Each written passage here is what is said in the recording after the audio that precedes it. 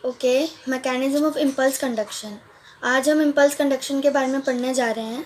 जैसे कि हमें पता है एम्स नीट वगैरह में ये बहुत ज़्यादा इम्पॉर्टेंट टॉपिक है और ट्वेल्थ में भी बच्चों को बहुत ज़्यादा प्रॉब्लम आती है। एनसीईआरटी में ये बिल्कुल भी अच्छे से डिस्क्राइब नहीं कर रखा है, मेरे को खुद कन्फ्यूजन होती थी, तो इसकी मैंने बहुत अच्छे नोट्स बनाए हैं। एक बार रीड करके ये आपको बहुत अच्छे से क्लियर हो जाएगा। तो let's start. Mechanism of impulse conduction का मैकेनिज्म पढ़ेंगे हम। इलेक्ट्रोकेमिकल प्रोसेस है ये, मतलब इलेक्ट्रिसिटी और केमिकल दोनों का मिला के एक प्रोसेस है ये प्रपोज किया गया हमारे हक्सले साइंटिस्ट ने इसको प्रपोज किया है। Axolemma has following structure for exchange of ions. Axolemma है उस मतलब एक्सचेंज ऑफ आयंस के कितने कितने स्ट्रक्चर्स हैं, क्या क्या करती है, कैसे कैसे करती है वो। सबसे पहले चैनल प्रोटीन, इंट्रीगल प्रोटीन और Na+ और K+ चैनल है। हमारे को इन्हीं के बारे में पढ़ना है, तो इसको इन सब नामों से भी जाना जाता है। ये क्या करता है, अलाउ करता है एक्सचेंज ऑफ आयंस को एज पर कंसनट्रेशन ग्रेडियंट। कंसनट्रेशन ग्रेडियंट मतलब हाई टू लो ये जाएगा और पैसिवली ट्रांसपोर्ट होगा। अब हाई टू लो हो रहा है तो ऑब्वियसली ज़्यादा से कम की तरफ हो रहा है तो हमेशा अच्छे से ही होगा, है ना। तो कोई भी हमारे को एक्टिव प्रोसेस की ज़रूरत ही नहीं है, पैसिव प्रोसेस है, हमारे को किसी भी प्रोटीन की रिक्वायरमेंट नहीं है, आराम से हो जाएगा। वोल्टेज गेटेड चैनल क्या होते हैं, ये भी एज पर कंसनट्रेशन ग्रेडियंट चलते हैं, हाई टू लो ही चलेंगे। Opening and closing depends upon appropriate voltage. इनकी जो ओपनिंग है और इनकी जो क्लोजिंग है, जैसे कि हमारे को ऐसा हो कि यह कब खुलेंगे, मतलब वोल्टेज गेटेड चैनल कब खुलेंगे, तो ये तब खुलेंगे। इनकी ओपनिंग और क्लोजिंग तब डिपेंड करती है, अप्रोप्रिएट वोल्टेज पर डिपेंड करती है। जितनी वोल्टेज रिक्वायर्ड है उस चैनल को खोलने के लिए, अगर उतनी हो रही है, मिल रही है उसको, तो वो खुल जाएगा। ये पैसिवली होता है। Na+ और K+ पंप ये क्या करता है, ये अगेंस्ट द कंसंट्रेशन ग्रेडियंट करता है, मतलब ये लो टू हाई जाएगा, समझे। ये लो टू हाई जाएगा, मतलब ऑब्वियसली हमारे को कम से ज़्यादा की तरफ जाना हो तो हमें कुछ ना कुछ धक्का लगाना पड़ेगा। तो आपने पढ़ा ही है 11th चैप्टर में, एनसीईआरटी के 11th क्लास में। तो from the law of high जाएगा। एक्टिव ट्रांसपोर्ट है। एटीपी की ऑब्वियसली अगर हमारे को किसी भी चीज़ को कम से ज़्यादा की तरफ ले जाना पड़ेगा तो हमारे को एटीपी देना पड़ेगा। एटीपीज एंजाइम और पंप एटीपीज देना पड़ेगा, क्योंकि किसी भी काम को हमें करने के लिए अगर ज़्यादा मेहनत करनी पड़ेगी तो करना ही पड़ेगा ना, कम से ज़्यादा हमारे को चाहिए तो हमें मेहनत करनी पड़ेगी। तो वही है, इधर मेहनत की ज़रूरत नहीं थी, हाई से लो जा रहा था तो कोई ज़रूरत नहीं थी हमारे को एटीपी की, तो एटीपी यहाँ पर हमारे को रिक्वायर नहीं था, मगर यहाँ पर हमारे को एटीपी रिक्वायर है, क्योंकि ये अगेंस्ट द कंसंट्रेशन ग्रेडियंट जा रहा है, ये आपको ध्यान रखना है।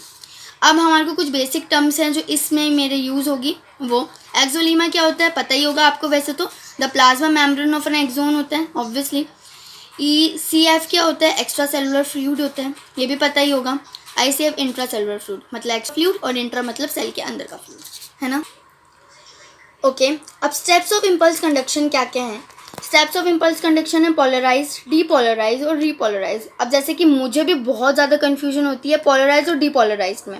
अब डी मतलब तो हमारे को ऐसा लगता नहीं जा रहा है, ख़त्म हो रहा है, मगर नहीं, डी मतलब एक्टिव और पोलराइज मतलब इनएक्टिव। हम पढ़ते हैं इसको, मैं क्लियर करती हूँ। पोलराइज देखते हैं पहले। पोलराइज क्या है, इनएक्टिव स्टेज है, रेस्टिंग स्टेज है, मतलब इसमें कोई भी हलचल नहीं है। रेस्टिंग मतलब कोई काम नहीं कर रहा, जैसे मैं बैठी हुई हूँ तो मैं कोई काम नहीं कर रही हूँ, मैं रेस्ट पे हूँ, तो ये रेस्टिंग स्टेज हुई। इम्पल्स कंडक्शन एब्सेंट रहेगा ऑब्वियसली, अगर इम्पल्स कंडक्शन नहीं है तभी तो रेस्टिंग स्टेज पे, अगर इम्पल्स कंडक्शन होगा तो कुछ ना कुछ हलबली होगी, है ना। एक्सोलीमा क्या हुआ, एक्सोलीमा इसमें परमिएबल होगा K+ के लिए और इम्परमिएबल होगा Na+ के लिए, मतलब वो अलाउड करेगा K+ को अंदर आने के लिए और इम्परमिएबल होगा Na+ के लिए, मतलब Na+ को अंदर नहीं आने देगा, K+ को अंदर आने देगा, ठीक है। इसके अंदर पंप रहते हैं, ओपन रहते हैं, तो क्या है हम देखते हैं। जैसे ये है, ये हमारी एक्सोलेमा की वॉल है। अब यहाँ पर हमारे पंप प्रोटीन्स है ना, पंप है ये। अब पंप में से हमेशा याद रखना है कि 2 जब भी K+ अंदर आएंगे तो 3 Na+ जाएंगे, कोई लॉजिक नहीं है, लर्न करना है तो करना पड़ेगा। 2 K+ अंदर आएंगे और 3 Na+ बाहर जाएंगे।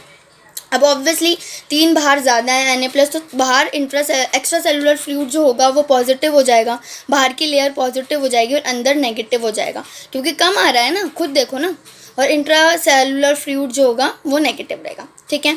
अब ऑब्वियसली इसी को देखने से साफ पता चल रहा है, तो एक्सोलीमा का आउटर सरफेस क्या हुआ, पॉजिटिव, इनर सरफेस क्या हुआ, नेगेटिव।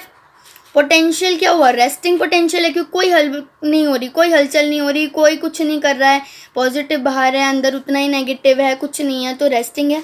और वैल्यू आपको मोस्ट इंपॉर्टेंट याद करनी पड़ेगी, -60 to -80 मिलीवोल्ट, क्योंकि ये पूछ लेते हैं नीट में भी, एम्स में भी, बहुत इंपॉर्टेंट है।